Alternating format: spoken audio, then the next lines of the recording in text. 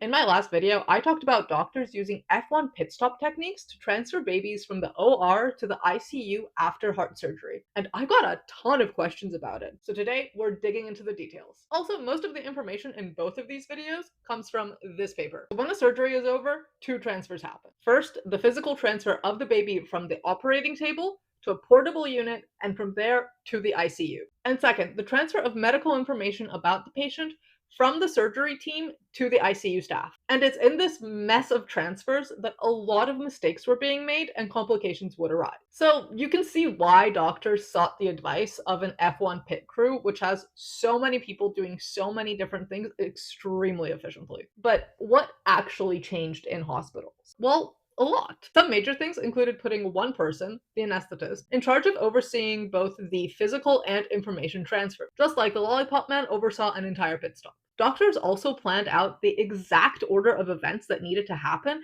and gave everyone on the surgical and ICU staff a short but specific list of tasks, just like in a pit crew. And they practiced. Pit crews trained for all sorts of conditions, so rehearsing for many different medical situations was essential. And when doctors compared what happened with and without this new system, two things stood out. First, the number of mistakes per transfer dropped. And second, more medical information was successfully passed between the surgical and ICU team. And since then, multiple studies have shown that this kind of standardized protocol cuts mistakes and improves patient outcomes. Patients get better care, often faster care, avoidable complications don't happen as much, and even mortality rates can improve. And it all started with the pit stop.